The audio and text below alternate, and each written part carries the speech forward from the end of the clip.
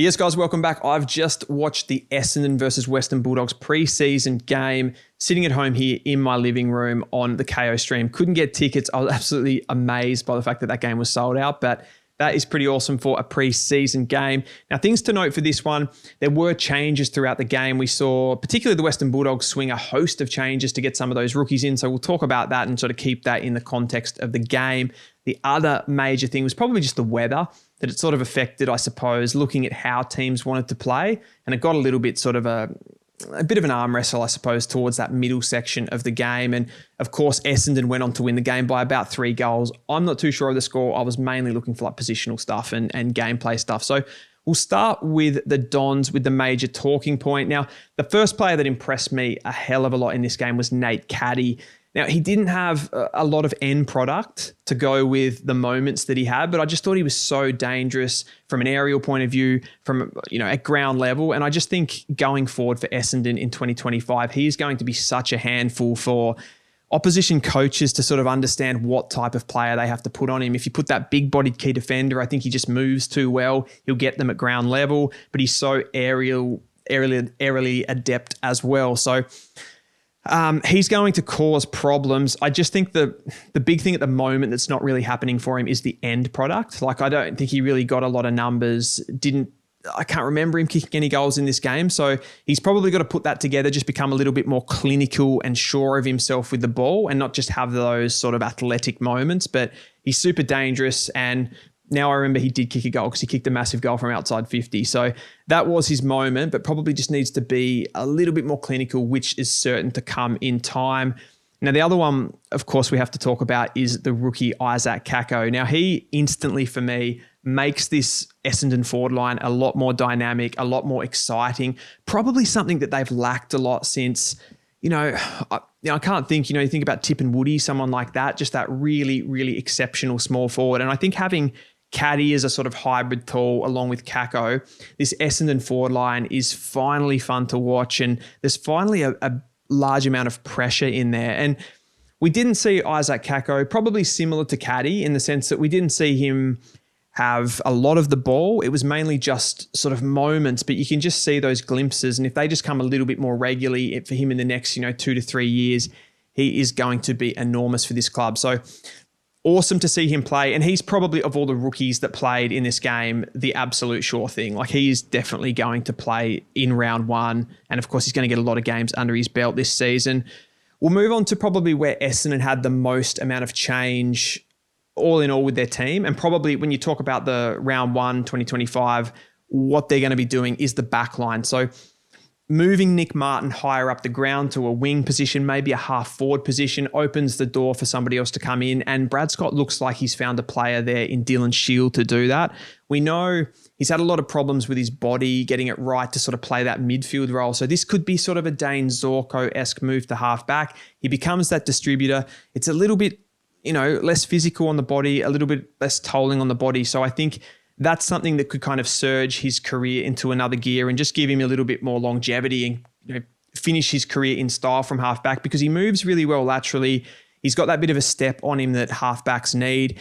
He also has a long penetrative kick, and he's got a little bit of power in his running. So I think he can be really dynamic, and he uses the ball. So I like this move. Him alongside Andy McGrath as those two guys sort of charging off the back half. I just think that gives Essendon a little bit more, particularly on transition. So I like this move. Any fantasy coaches out there too are probably going to want to start to look at Dylan Shield for their fantasy teams. Now, the last thing I really want to talk about with the Dons here is just the midfield. So I liked a few things that I saw. Like, I liked Elijah Sardis. He looks like he's starting to really knuckle down and get a spot in that midfield. It's probably just more of a question about the mix for me. So you had probably today, they had Merritt going through there. They had Sardis, they had Hobbs, they had Cordwell. And the other one was Perkins, who had a few centre bounces, but he was more playing as probably that Jake Stringer sort of medium forward type. And I do get the logic in that. I think he's got, a lot of dynamism in his game, but he's probably the one for me, Perkins, that would actually give this midfield a little bit more colour and a little bit more power, because I see Merritt, Cordwell, Hobbs, Sardis, and Parrish when he's fit.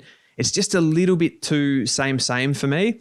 Even with the injection of Elijah Sardis and the rise of Elijah Sardis this preseason, I'm not sure they have enough there. So I still think that is a talking point for the Dons and something we'll have to keep an eye on throughout this preseason. We'll move on to the Western Bulldogs. In fact, I did want to talk quickly just about the other rookies for Essendon. So we have to talk about Edwards, who is the potential SSP signing. He kicked 4 goals, looked really lively. Now, he's probably one of those forwards, like if you watch the game, he wasn't super noticeable in the sense that he doesn't really catch your eye the way that he plays. It doesn't seem to be super athletic or anything like that and to have big moments like I talked about with Caddy. But he was really clinical when he got the ball. He looked really functional. He looks like a team player, someone that gets to the right spots. And he was nice but not below his knees without being kind of eye-catching, if that makes any sense. So a really functional, practical player and someone that we'll have to, again, keep our eye on. Angus Clark came in, took some kick-ins from half-back, and I just love the way this guy plays. Like, he takes the game on with his run, but he's also got that hard edge to him. Loves a tackle, likes a little bit of body contact as well for a pretty young, skinny player. I think he'll take some time. Like, I expect him to run through the VFL a little bit. Same with Reece Unwin, who came in. Didn't get a lot of the ball in there as a small forward either, but they'll probably be in the VFL. Isaac Kako will be the one starting. Moving on to the Dogs, and I mean, early in this game, this is probably 2 halves for the Dogs because they did change their team significantly in the second half. But obviously, Sam Darcy immediately catches the eye. Such a fortunate situation for the Dogs when they're sort of struggling to move the ball, just being able to have that big outlet kick or that big kick just inside forward 50. And Darcy is pretty much going to mark everything. He's such a giant. He's just looking super, super quality this year. And we saw him take his game to a new level in 2024, but I think he can go again in 2025. Just looks a class above in that forward half. Now, I know, of course, like Essendon didn't have their best defenders in. There was no Ridley. Who's the other one's slipping my mind, but they didn't have some of their, top line defenders. So when he's playing on a Wiedering or a Sam Taylor, someone like that, it's obviously going to be more difficult for him, but he was so good, so dangerous in that first half. The midfield wasn't really their best. I mean, they didn't have Bontempelli, they didn't have Treloar, they didn't have Libba, but they did get to show Riley Sanders, who looked pretty nice in there. I probably expected a little bit more from Sanders, given that he was sort of, potentially has the ability in that lineup to be able to lead the team. But I thought Ed Richards really shone above in this one. Like, he just that drive that he has, that beautiful left foot kick. I love the action, so it kind of sucks me in a little bit, but I thought he was really dynamic. I think he might have gone off in the second half completely, so they just brought other players into it. But first half for me, he was best on ground. And I just think they have to find a way with Ed Richards to get him into that midfield at sort of, 60 to 70% centre bounces at least in 2025. Whether that means Libba takes a hit long term, but just such a dynamic player. And if you could sort of get a few centre bounces into a Riley Sanders around the 50% mark, maybe a Libba takes a bit of a hit, maybe Treloar takes a hit, maybe Bont does spend a little bit of time forward as well. I know fans don't want to hear that because it probably eats into his Brownlow hopes a bit when he plays forward, but you got to do what's best for the team, and getting some games into these younger players is important. Now, Rory Lobb, a big talking point. I mean, he didn't even play the full season as an intercepting defender last year.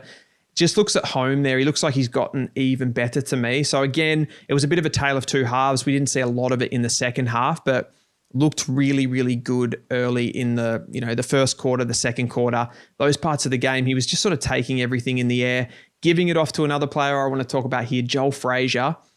I think this guy can have a bit of a breakout. Now, he kind of emerged last season as a genuine player, playing a little bit of wing, playing a little bit of halfback. I can see him with Caleb Daniel going out of the team, with Ed Richards moving into the midfield as well. There's a lot more ball back there for him suddenly. I think he can be the real prime mover. He's very smooth, the way that he moves. He's got a little bit of extra height, so he can intercept the footy and win the ball back himself as well, which is important. But he's got the athleticism and the run to drive his legs, go through the middle of the ground and start hitting targets inside forward 50. And I think pushing Ed Richards into that midfield sort of shows that they trust a Frazier back there. He can be a little bit of a sidekick to Bailey Dale, and they can probably move on from, a player like an Oscar Baker or a Bramble, somebody like that, who you probably don't want as your prime ball mover from back there, let's say. So They were some talking points from those sorts of guys. They had a lot more rooks come into this game in that second half. So Josh Dolan, Cooper Hines, Luke Kennedy, Sam Davidson did play the whole game. And I think Dom Brew, who's a potential SSP, came in that second half as well. So for me, of all of those rooks, the most dangerous and the most likely starter for the round one team is Josh Dolan. I just like his lateral movement's unbelievable. He's got such fast feet. When the ball came inside 50, it didn't really look like Essendon had a player that could sort of go with his movement. He set up a couple of goals. He had a shot on goal, one a holding the ball free kick. And that's the sort of thing you get from Josh Dolan. He's sort of buzzing around that really dangerous areas, around that forward 50. He can come up to stoppage a bit, run at the ball, get a real sort of, fast dynamic run at it, take it, either kick it inside 50, set up a teammate, or kick the goal himself. So a lot more to see from Josh Dolan, and every Western Bulldogs fan I talk to says that he's really tearing it up in the preseason. So I think there's a chance here that, someone, I'm trying to think of the Western Bulldogs. They've got West up there in the forward line. Someone like a Lachie McNeil, who's played a bit of footy over the last couple of seasons. I think Josh Dolan is right in line to take that spot. Cooper Hines, he got better as into that last quarter. The game did a little bit sort of degenerate, I would say. Essendon got right on top in that last quarter, and it was sort of a little bit messy. Not the best bit to play. Of course, you expect this in a preseason when everybody's not sort of fully match fit. I thought Cooper Hines, though, he got better. Looked really physical like he did last year for the Dandenong Stingrays and for Vic Country. Tried a couple of don't argues, those sorts of things, and just got his hands on the footy, which is really important. I think he'll be not someone that just steps straight into a midfield role, but I think, he can probably start as a bit of a third tall type forward and then, get his way into this team, whether that's early in the season or he has to take a little bit of time in the VFL. Time will tell. Luke Kennedy buzzed around and looked pretty lively. I'd have Dolan ahead of him in that small forward role, but he was good. Sam Davidson looked at home, pretty much what he was doing for Richmond in the VFL last season, playing that sort of high half forward role, coming up to stoppage, can probably play defensive roles on some of the opposition's best attacking defenders as well. So I think they're probably the main things to talk about from the Western Bulldogs. If you look at that, holistic change for them, I think it's coming organically through their youth, like players like Richards, like Sanders, like Fraser, and that's really going to elevate the team. Sam Darcy, of course. So much excitement, and with Rory Lobb going behind the ball, I think that is huge for them coming into the 2025 season. Now, how do I think these two teams are going to go in the AFL world? I'd still have Essendon outside. I think the midfield for Essendon is a little bit too weak still to be pushing for that top 8. Western Bulldogs, I think there's plenty of talent in the team. It's really about whether those players are ready to pop in 2025. So I could definitely see Western Bulldogs being a bit of a surprise packet and finishing up in the top 6, even the top 4, if everything clicks for them.